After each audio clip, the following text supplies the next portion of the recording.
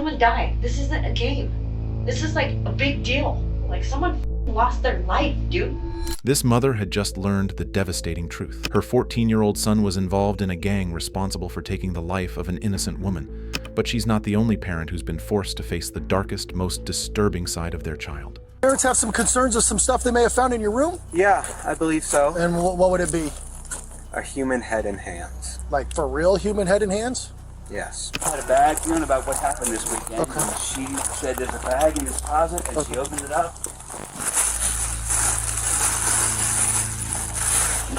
Yeah. This is him. I was strapped on top of him like this. Okay. And he couldn't fight back. It was actually surprisingly easy. I was barely breaking a sweat. I thought, oh, this guy, he's going to be tough. These were the moments when parents discovered their kid was a killer. Starting off with the case of Remy Cordova, the teen whose interests didn't include peaceful things like Fortnite or football. I'm sorry. He asked the person in the driver's seat if he could shoot him, and he got done and started shooting him. She took 4 kind of rounds to the face. How many? Is just she the only victim? She's the only victim. I didn't know someone got killed. Well, but he fired an AR into a car. I know, What do you bro. think was going to happen? On February 21st, 2021, police responded to a tragic scene on Interstate 25 in Denver, Colorado. A mother of a young child was found fighting for her life after becoming the innocent target of a teenager desperate to earn status in the gang world. Between 15 and 20 shots had been fired, and a black Honda was seen speeding away from the scene. I'm going to cut your seatbelt, okay? I'm Officer Lepper with the Denver Police Department, okay?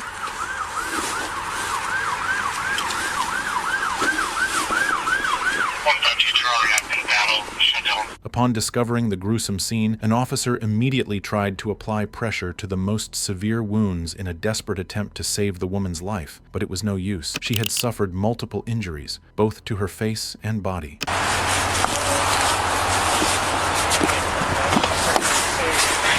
I'm just going to keep some pressure on him, okay? Yeah.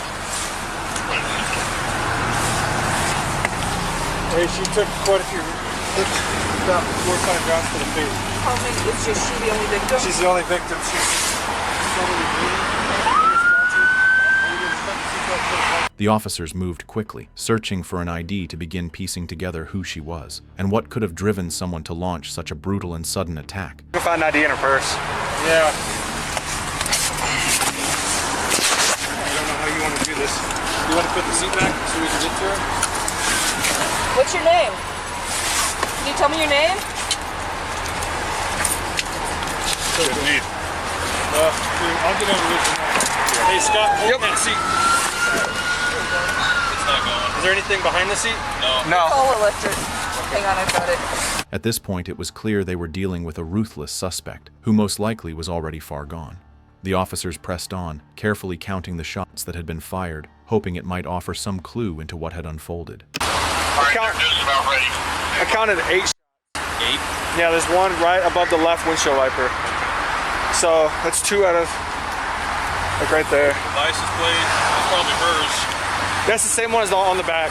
Okay, that's probably hers. However, the officers still hadn't found anything that revealed the victim's identity, but that was about to change. Might be a Pamela. Is that her birth? Yeah, I'm trying to find an ID. Is there more than anybody else? No, it's just one person. Could you hold that open while I look through it, please? The victim was 32-year-old Pamela Cabriales, a real estate agent and devoted single mom to her 6-year-old son, Leo. That night, she was simply heading home after dinner with a friend. She had no criminal record, no ties to gangs, just a hard-working woman living her life. But everything changed in an instant. Pamela was ambushed and critically injured in a random, senseless attack. She fought for her life in the hospital for 4 days, but the injuries were too severe. She didn't make it. Later the same day of the shooting, another violent incident shook the city of Denver, Colorado, this time at a McDonald's, involving a group of teenagers. Witnesses described the suspects fleeing in a black Honda. That detail immediately stood out to officers, because a black Honda had also been seen at the scene of Pamela's shooting. Police acted fast. 3 teenagers were arrested in connection with the McDonald's attack. And now, investigators had a pressing question. Could these same teens be behind Pamela's murder too? One of the suspects was 14-year-old Remy Cordova. Because of his age, he couldn't be questioned without a parent present. So when the interview began, his mother sat beside him, unaware that she was about to learn her son may have played a role in one of the city's most horrifying crimes. From the moment the interview started, you could see her world falling apart. I'm going to advise you of your rights, and then I'm going to leave the room, and you two need to talk about whether or not you want to talk about this investigation or not. Okay? When the officer returned, the mood in the room changed, as the mother was desperately trying to cut off her son before he said anything that could be an admission of guilt. I'm done, so... Like, it's totally different. Yeah. Are you guys done talking? Yeah. I'm going to turn the video back on, okay? Yes, sir. Do you have my phone number? It quickly became clear the mother understood Remy was involved. Remy gave no explanations, no denials, only a swift signature on the refusal form, meaning that the interview was over. It's 10:07 a.m. I'm sorry. At this point, Remy was still denying any involvement, but when another suspect, known only as White Guy, was brought into the interrogation room, the detectives finally got something to work with. Just kind of run me through, when I mentioned this location, do you know what I'm talking about? That Colfax and I-25? Tonight? Or what happened last night? Can you take me through that, just from the beginning there? Who you were with, what was going on? It was with my friends. Okay. He was driving right down I-25, whatever. And then we stopped, and then the car hit us in the back, smacked us. And then my friend in the front, he asked the person in the driver's seat if he could shoot him. And he got down and started shooting. Okay.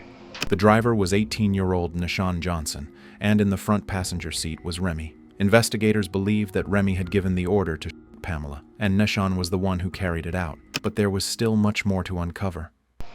I didn't hear you quite. So, if I have this wrong, correct me. You said you were stopped at a light. We were stopped at a light, and someone came from behind us and smacked us with their car. Okay. And then that's when my friend and the passenger asked the person in the driver if he can shoot him. And then the person in the driver said yes, and then he hopped out and shoot, and then he drove off. Okay. How many people were in the car with you? 2. So there was how many total, including yourself? 2. Including 3. 3? Yeah. Okay. Where were you seated? I was in the back seat. Okay. Who was driving? My friend's friend. Okay, do you know his name? Yeah. Do you know what he looks like? Yes or no? Yes. If you saw a photo of him, do you think you could ID him? Yep. Okay. Can you tell me if he was black, white, Hispanic? Black. Okay. About how old was he? 19. Okay.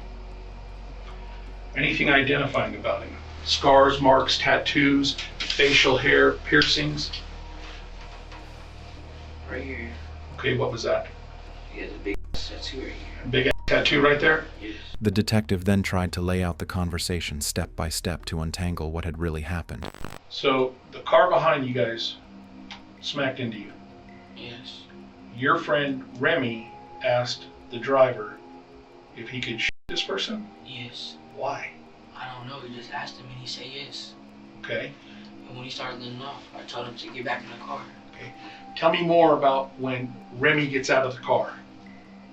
He pulls the chop out, and then at first he said he was on safety, so he flicked it off of safety, and then It started wasn't shooting. Remy though. That's Lil Rocka. Okay. I'm confused. Okay. Okay.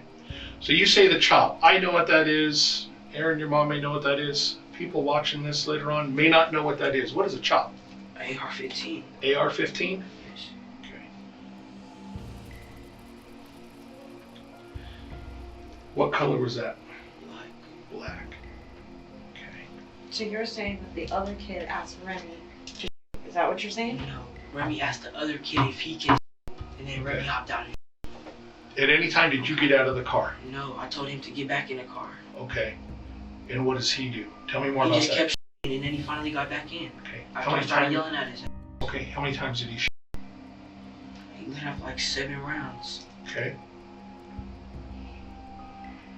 Did anybody pick up anything there on the street?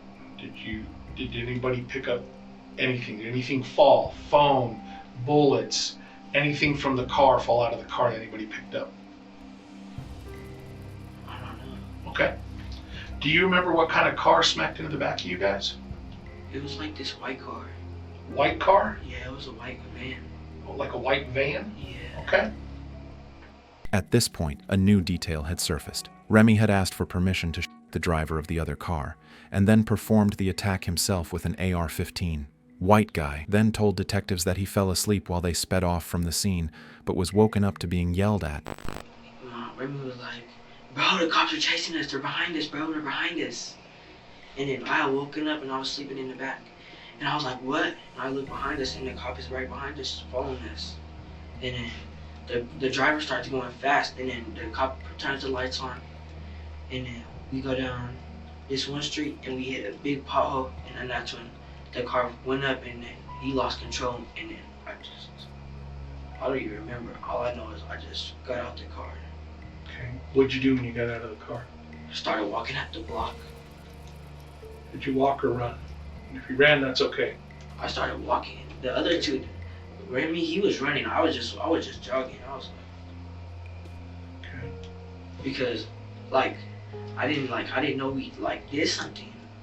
I don't know he did something. Like, well, hold on a minute. Like, I didn't know something that bad happened. I didn't know someone got. Well, but he fired an AR into a car. I know. What did you think was going to happen? I don't know. Okay, fair enough. He said he was trying to aim towards the engine. Okay. Tell me more about that. When was that discussion? That was after. Okay, tell me about that. That was like when we was going down Colfax. Okay. He was like, I was trying to hit the engine. Who was saying that? Remy. Did he know that he hit the person in the car? Oh no. That's what he was asking you. What was the discussion after it happened? I don't think he even knew he killed anybody. Okay. But he said I was trying to hit the engine. So what does that mean? He was trying to blow up the car.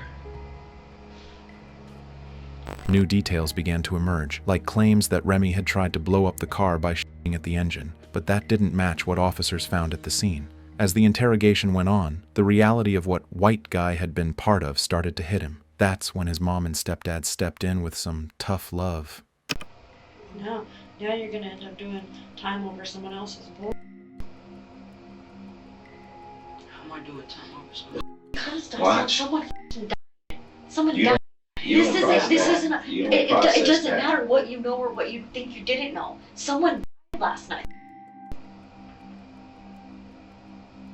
Someone died. This isn't a game. This is like a big deal. This isn't like, oh, you stole a car and didn't go to school. Like, someone lost their life, dude. Behind somebody's dumb shit that you was in the car with, riding around thinking that this shit is hot shit.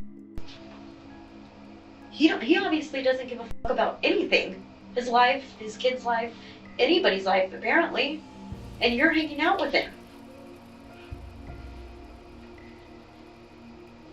Do you think he gives a fuck? Obviously not.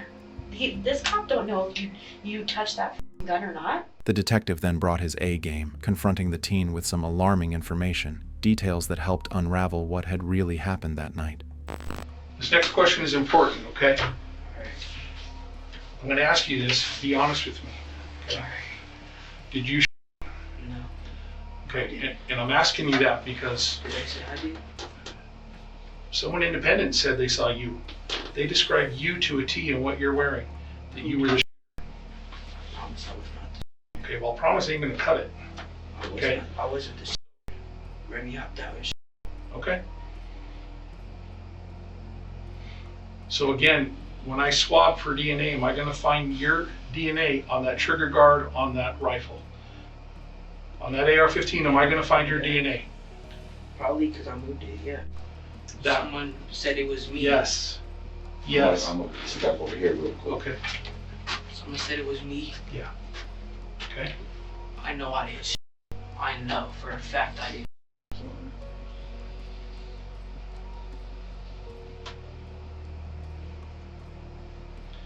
Help me explain why I should believe you. I mean, you don't have to believe me, but No, he has to believe you, dog. That's the Alright, look, Listen to me. I know I didn't shoot that gun. I know I didn't because he even asked Rashawn if he can shoot before he even shot the gun and hopped out. The detective continued to press the teen when he decided it was time to come clean. All those times, how many times after that have you fallen asleep? Because you know how many people have sat in that chair and told me the same thing you're telling me? Because I don't believe you.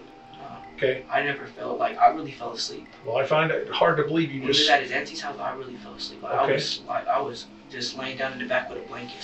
So you've just witnessed a it's turned into a homicide, and you're going to tell me now you've fallen asleep? I know you didn't. But my point is somebody shot with an AR-15, a high-power rifle, and you're telling me within an hour after, within 30 minutes, you fall asleep? I really did fall asleep. Okay. For real. I really, okay. I really did fall asleep in the back. Okay. And then they woke me up saying the cops were behind us. Who's they? Remy and Rashawn. Okay. Did you ask them to stop? Huh? Did you ask them to stop? Yes. I was like, bro, why are you going so fast? He was just going fast. Tell me more about that. And he just going fast, and he just smacking everything in his way. And then we get to the main street, and we go down. It's a hill. Boom, pothole. Flip up. I hit my head, and then I don't remember it. I just hopped out. Okay. Like, all I know is I just started, like, flying around in the car, hitting my head on everything. All right. If you've done nothing wrong, just explain to me the best you can. Why do you leave? Why do you walk off? Why don't you stay outside the car when the police show up? Why do you walk off? Because I thought I was going to get in trouble for the guns. The gun was right next to me. Okay. The AR-15 was on the left of me, like I told you. Remy put it in the back, and then that's when I moved it over to the left of me. Okay. So I was not trying to get in trouble for two guns that was in the car, and they was going to leave me. Okay. They was going to leave me. They already ran. Okay. How about any casings, any live rounds did you pick up or have on your person or in your possession? I found some 22s on the floor, and I picked them up and put them in my pocket. Tell me more about that. That's it. I found some. Okay. What'd you do with them? I put it in my pocket. And then what'd you do with them? Nothing. They were just in my pocket. Okay. Did you ever see the driver, or you're calling Rashawn, did you ever see him with any ammunition or any spent shell casings? You know what spent shell casings are? Like, after you done Mm-hmm. I think I had the 223s. Huh? I had the 223s from the AR-15. Who did? Rashawn. Why it did was he? all through the car. Okay. And I guess some of them landed on him. Okay. Did you have any? Uh-uh. Okay. Why would he say that you had them and you dropped them? He said I had them? Yes. He's lying. I never had that. Okay. I never had no shell casing that was empty. Okay. I only had those little 22s that I got. Due to the severity of the crime and Remy Cordova's criminal history, the 14-year-old was tried as an adult and convicted of first-degree murder in the shooting death of Pamela Cabriales. He was later sentenced to life in prison with the possibility of parole after 40 years. Neshawn Johnson was sentenced to 35 years after being found guilty of second-degree murder, attempted manslaughter, attempted assault, vehicular eluding, and acting as an accessory to a crime. The third passenger in the car was not charged in connection with Pamela's murder. Moving on to the case where these parents were faced with an unthinkable truth. Their son had taken the life of his partner, the mother of their 1-year-old grandchild who was also missing. We know where Christine is. You know where Christine is? Yes. Oh, you guys found her? Yes. Well, you want to hold the baby? Christine's dead. No, go over there. What happened to her? Looking for Christine is dead. your son to shine the light on our situation that we're working with right now. Jose Morales and Christine Holloway had been together for about a year and a half when their daughter Vanessa was born in September 2018. But behind the scenes, Jose had a troubling past. He was known for using drugs, especially PCP, and had a long history of violence and run-ins with the law. By late 2019, Christine had had enough. The constant chaos was wearing on her, and she was ready to end things. On November 23rd, after yet another argument, the two exchanged angry text messages. Oddly enough, just days later, they still spent Thanksgiving together with family. But on Sunday, December 1st, everything changed. That day, Jose called 911, saying he was high and had seen 2 men outside. He abruptly ended the call when Christine walked by. After that, no one heard from her.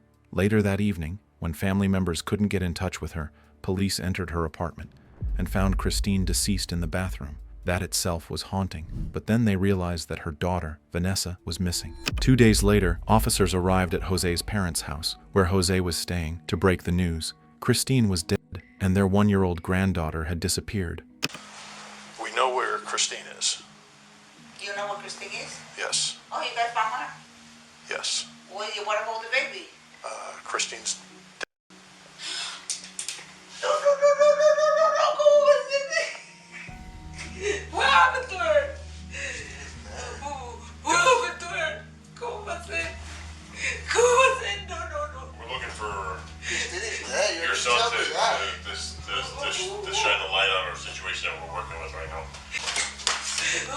We're investigating, so I'll let you know this. It's a homicide.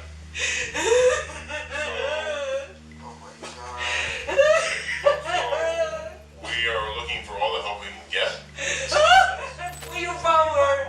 Where you found her? She's at her apartment. In her apartment? Oh my god. Oh my god. So we can't find the car that he says she's always driving.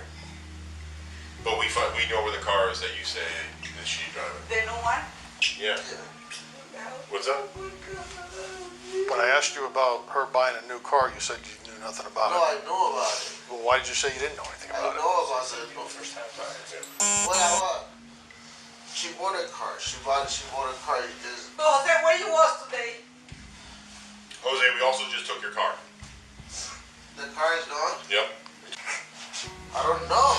What you want me to come up with an idea, make something up? What you want me to think? What you want me to say? To just invent a situation? From the moment officers spoke with Jose and his parents, something felt off. Jose seemed out of it, possibly under the influence of drugs again. But things took a turn when officers confronted him with a key piece of evidence, surveillance footage showing him leaving Christine's apartment on Monday, the day after she had died. I don't know. What were you doing? You guys have to break the door in there to get in. You broke the door to get in. Why don't you tell us the story if you want to say something to your mother? I don't know how you got. Was in her house all day. I don't know. What you mean you don't know? She wasn't there. Where you was there? I was at Hector.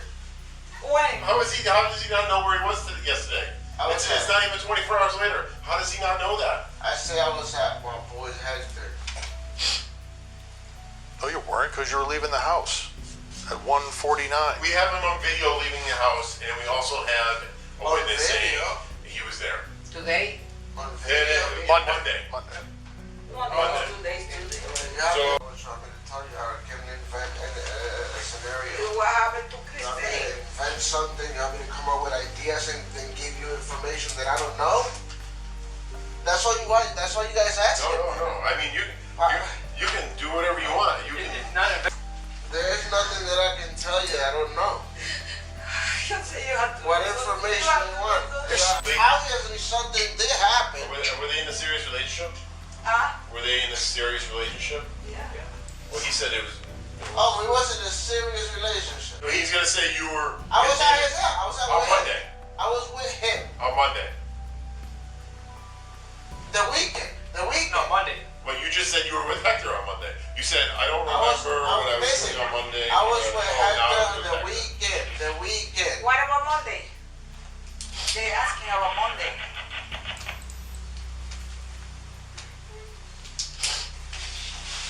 Listen, you don't have to answer. You can do whatever you want. You can leave. I'm not a clear-minded person. Okay, I can understand that. You have a lot of stress in your life. Yeah, I have no job. Okay, so I'm broke. I live with my parents and my kids. And you got 3 kids, and you're trying to support the 3 kids. I can't. Yeah, it's not easy. That is not easy. Yeah, and you should be the one supporting your parents, but you can't right now because that's how hard it is. And you just lost your job a few months ago. I understand all that. You know, that puts people in the wrong mindset. No, right? it's not. No, He does. Yeah, he does. He put people in the fight. sometimes you don't think clearly about things, right? You know, and No, I FaceTime you from Hector's house, make you believe that I was with her. Did you see her? Did you see anything in the background? You saw my face on FaceTime. I was making you believe that I was at Christine, but because I didn't want you to think that I'm out with my friend partying. so what were you FaceTiming with? What phone were you FaceTiming with? With Hector's. Do you have your phone? Yeah. All right, so then you should have Hector's No. contact. You should have Hector's contact for No. that. I was FaceTiming with the. Whoops. Is that iPad? Yeah, that's It's downstairs. Well, how was he? So he was FaceTiming from the house here? No, porque he take it when you go to Christina. But that's not Hector's number. No. Not Hector. I was FaceTiming my mom. With Hector's phone, you said? No, not with his phone. With my iPad. During a second round of questioning at Jose's mother's house that night, he denied having anything to do with Christine's death and said he did not know where Vanessa was. A few days later, Jose was brought in for a formal interview at the police station. He walked in freely to help the investigation. What happened to Christine? And where's your daughter? Were just two of the many questions detectives were determined to get answers to. All right.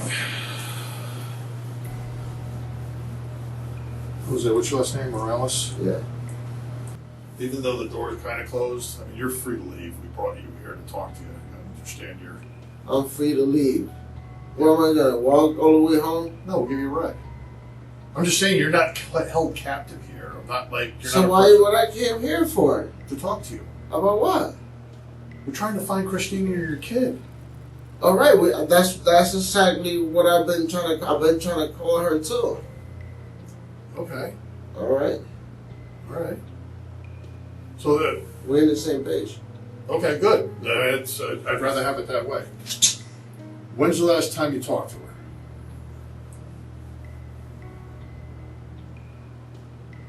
I talked to her, I think it was Monday morning when she was going to work. So that was yesterday morning, Monday. About what time? Early in the morning. Okay. So that was talking on the phone or in person? On the phone. On the phone. Did she say anything? Was there a problem? Was there any kind of issue? No argue? No. Did you hear anything in the background? I didn't hear nothing. She didn't sound like she was having any problems? Did she sound different than your normal conversations? Well, it was super fast. It's like she couldn't be on the phone. That kind of got me like she didn't want to stay on the phone. Like I called her, she didn't want to stay on the phone at all. But just giving you short answers and trying like quick, I probably spoke to her for less than a minute, probably. Quick. And that's not normal? That's not normal. Well, it is and it isn't, because sometimes we, for a while, sometimes it was early in the morning, so. Okay. Jose's story didn't add up, and the detective had a growing suspicion he was holding something back, so he pushed harder in an attempt to uncover the truth. So, when's the last time you saw her in person? Friday. And where was that? At my house. At your house? Where you picked me up, yeah. She was there? Yeah. Okay, with Vanessa? Yeah. Okay, and so you left, so it was Friday, you were with her? Yes. And Vanessa? She came over to our house. She came to visit you? Yeah. So she drove? Yeah. No, wait. Thanksgiving Eve. That's Thursday. Thursday. Yeah. Thanksgiving Eve. Yep. She came over and she slept over my house. Her and Vanessa. She slept over, okay. Wednesday. Wait up, let me get that right. Wednesday, after work, Wednesday she got out of work around 3. She had an early day. So Wednesday, out at 3. Yeah, so I said to her, pack a lot of stuff and come over, because my mom said they can stay over for Thanksgiving holiday, whatever. Okay. So to spend Thanksgiving. So she came over with Vanessa from work, directly from work. She packed the car. She came over with Vanessa directly from work. And and she slept over. So Wednesday night she slept over. Yeah. So Thursday she hangs slept out. over too. She hangs out with you guys Thanksgiving. Yeah. And then when does she leave? Friday. So she slept over again. She slept over until Friday. Not from Friday to Saturday. Right. From She slept Thursday over. to Friday. So Wednesday to Thursday, Thursday to Friday. Exactly. And then when did she leave on Friday? Probably around, I'm not sure. Somewhere in the afternoon, around 6, I think. So at night, evening, like around dinner time? Yeah. All right. Did she leave by herself? Yeah, with Vanessa. With Vanessa. Yeah.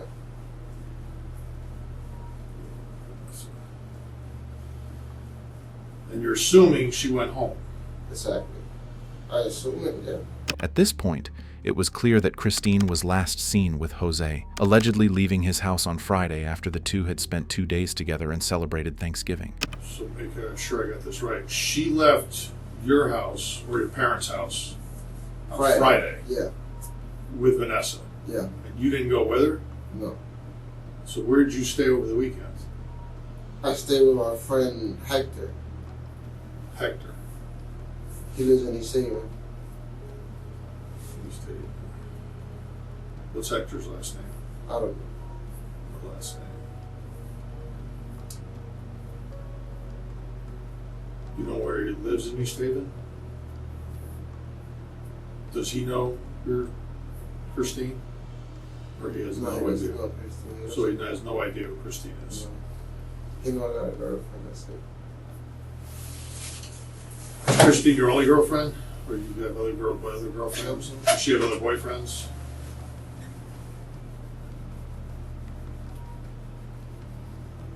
We're not that close.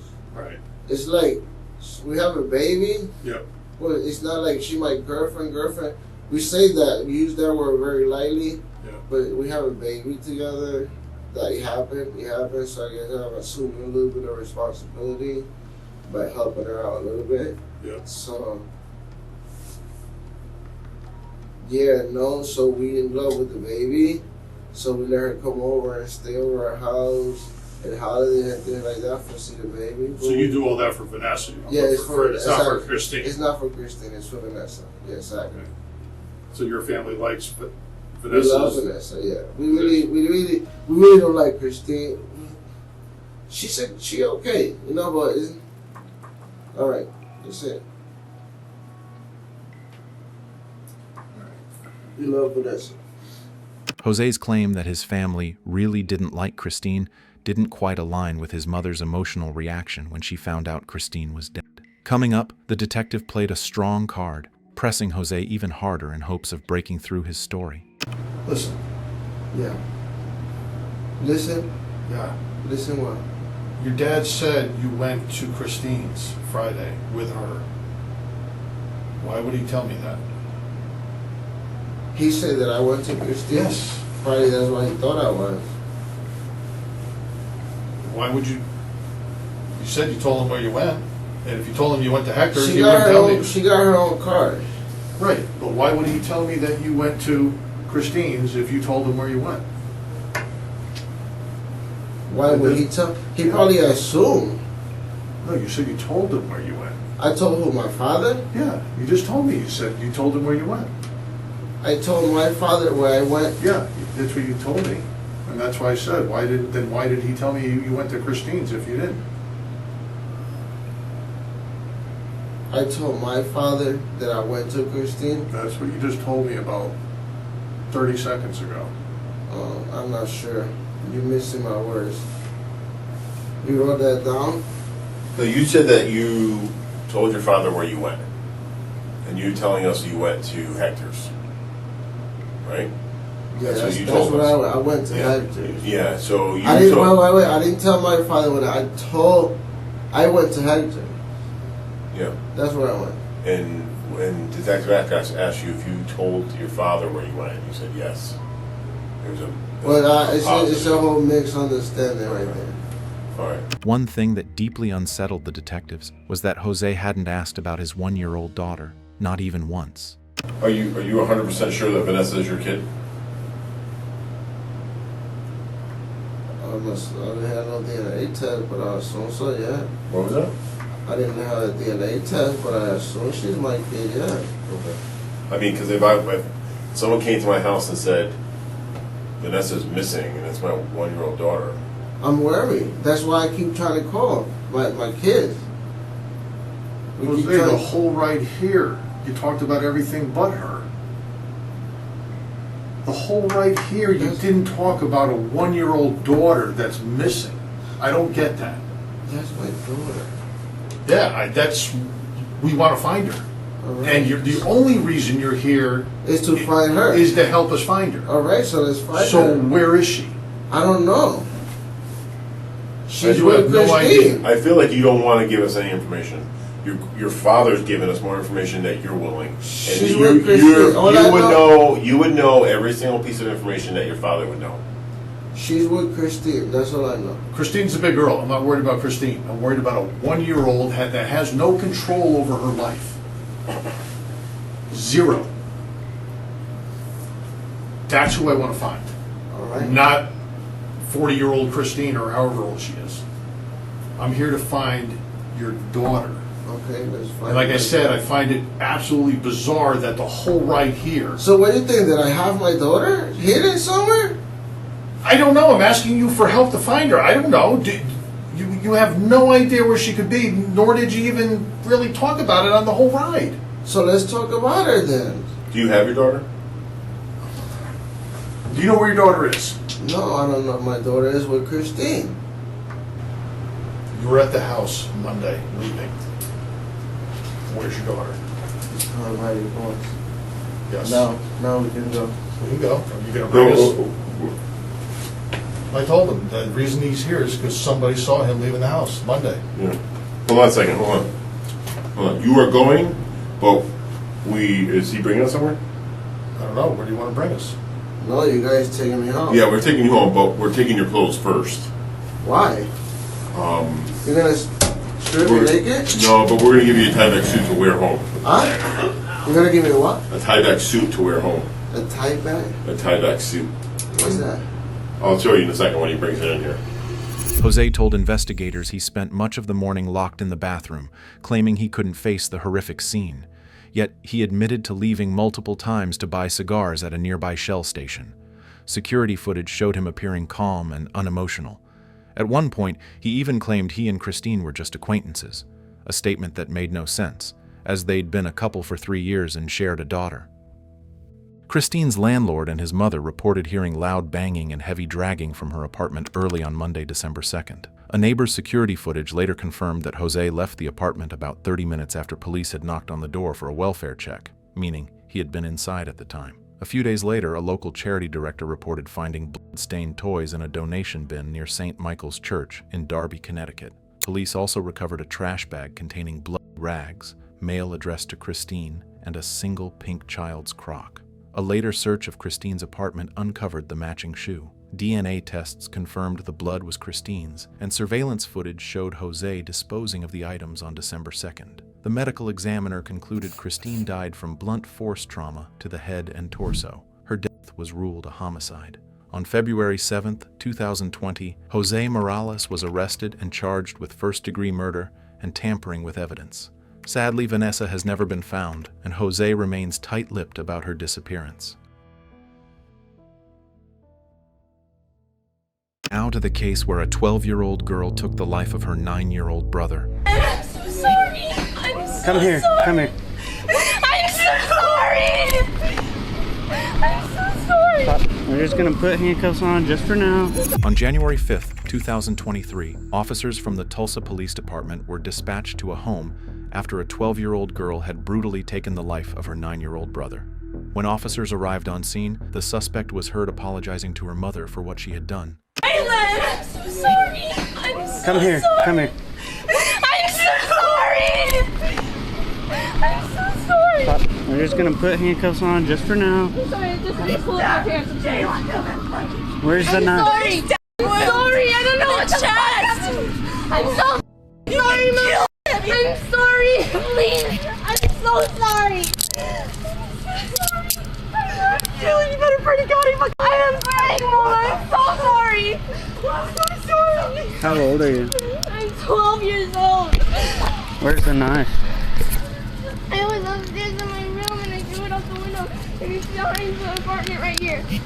You threw it where? I threw it out my window upstairs. Right not up here? right there. It's the room. It's the other room. It's right behind the apartment. This apartment right here. So where would the knife be? On that side? Right behind. Yeah. The knife? I'm Okay. so fucking sorry, Mama. I'm so sorry. I don't know what happened. This is some demonic shit. I'm Hey, so sorry. what's your mom's name? What? What's your mom's name? I gotta go with him. I'm so sorry. I don't know what the happened. I don't know what happened. I don't know what happened. Come over here so we're out of the paramedics' way. I don't know what happened. I'm so sorry. Hey, what's your name? Seat for me. Sit crisscross on the grass, okay? Just sit there for a second. You don't have the knife on you, right? No, I swear I don't. I'm Sorry. sorry. I don't. I'm sorry. I don't know what happened.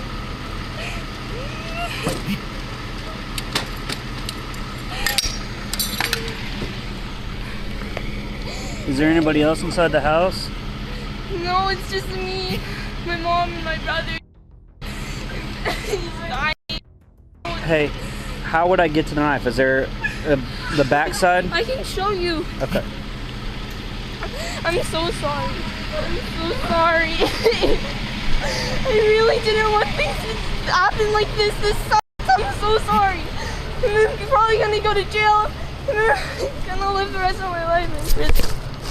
That's it right there? Yes. Okay. I'm sorry. I don't know what Do me a favor. Psychological evaluations later revealed that the girl was genuinely confused after the murder. She couldn't explain why she did it.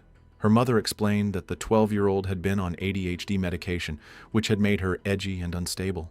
Eventually, she decided to take her off the medication on her own. I don't know what happened. It's okay, it's okay. I heard my brother screaming and I didn't know what to do, so I just ran out and then I came back because I was scared. How old is he? He's 9 years old. 9 years old, okay. All right. I'll be right here, okay? Just hang tight. Am I going to jail? You're not going anywhere right now. Will I be in jail? What was that? Will I be in jail? Right now, let's just, calm down a little, okay? I don't know what we're going to do right now, all right? Okay. But right now, we're investigating. Okay. Take a deep breath, okay? I know there's a lot of things going on right now. Just take a breath. I don't know why I did it. Just take a breath. Let's not think about it. Is my brother in the hospital? He's in the hospital right now, little lady. Yeah. Will he live? Pretty sure he will. There's the doctors. Doctors are all over there. Okay, we'll take care of him. Your mom's over there too. I'm so sorry. Is he just never gonna forgive me? It's okay. Take a breath. Are the handcuffs necessary? I'm a good child. You're a good child, but that's just what we have to do, policy. Especially if you're sitting in my car, Gotta itch my eye. Yeah, I know. Coming up, the suspect was taken to the police station. Just go ahead and we'll leave it like that for now. I'll take some like this. Go ahead and turn your hands over. Guy, I'll bring it with us. We're gonna come over here. Your mom's here too. They just pulled in. Okay? I'm gonna kind of walk you through everything. And we'll just go from there. At this point, the mother arrived at the station, and the officer was able to offer brief relief by telling her that her son was still alive, at least for now. Okay, so right now, he's breathing. They're doing everything they can, but I just talked to the doctor, and she was saying it's all good things right now. Oh, thank God. Okay. So, both my kids tonight. I know that this is a probably. I mean, I can. 12-year-old daughter. I don't understand why she would do something like that. She's 12. I can understand. I said, I cannot imagine what you're going through right now. She's never been aggressive or anything. Yeah. It's not like her. Like it's like they bully each other like brother and sisters, but they never like fist fight or do anything like that. So it this was is just completely. He was in bed. He was downstairs trying to sleep. I don't know why she even went down there. Like what the hell is she? I don't understand any of it. All I know is I heard him screaming. Like the worst scream ever. And I thought maybe he was having a nightmare, so I started trying to wake him up, and there's blood everywhere. And he said, she stabbed me, she stabbed me. I was like, who? And he started going in and out of consciousness, and so that's what they told me to put him on the floor, do chest compressions, and I couldn't find my daughter anywhere. I was screaming her name, and she ran out after she did it because she was scared. And So right now she's safe and she's in custody with us right now. This is a really this is a very. There's no words that I can tell you that's gonna. So weird. Why But would she do that? those are answers we're gonna be looking for. And Like it's just weird. They don't really get along that great, but never would have assumed she'd do something like that. That's crazy to me. Like she was like, I don't know why. It was crazy. I don't know. She doesn't even curse. Like I don't know. it's just I can. She's not a bad kid. Like she doesn't do bad things. You know what I mean? Like Just she totally doesn't get in out of the- trouble. It was yeah. weird. Yeah. What's her name? The mother was overwhelmed with grief, and her mind raced with questions that had no easy answers. His own sister, you know, that he will never forgive her. She will never, it will never be, there will always be issues now between them. Like, what the hell is she thinking? Well, it doesn't. I mean, she's 12 years old. At that age, there's a lot of things going on in the brain she probably wasn't thinking. Hello? So what we need is a search waiver for the apartment, so we can go through, have our crime scene detectives go through and do a thorough investigation of this.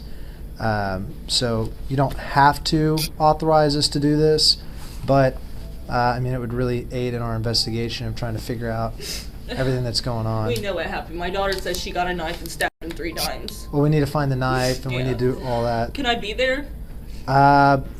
I just don't know. I don't have anyone there right now. Well, there's nothing. It's not like, if there's any, we're not looking for any, I'm not saying, I'm just saying, I know, drugs or anything illegal. That. That's not for that. I just don't, it's fine. I was going to sign it. I just don't have anyone that can be there right now. Well, and there won't be any, because this is crime scene detectives that go through, and it could even be homicide that goes through. I And do have 2 cats there, too. I don't want them to get out. and they're not going to get out. Okay, yeah. So your name is, and you're only authorizing us to go through there. Okay. Did she not get the knife for you guys when? Well, she told you got. Where it was? Well, if it's inside the house. She said it was in her room. Okay. Well, so that's the thing. We can't just go in there. Yeah. So the only thing I need to get from you is your signature right here. Here's a pen. Right here? Yeah. I'll give you guys. Hi. Hi. My How are you? grandma. Go back over there and give them some time. She was upstairs. He was downstairs asleep, and she just heard screaming. Come down there, and she thought that he was just having a nightmare until she saw the blood. Okay. So, and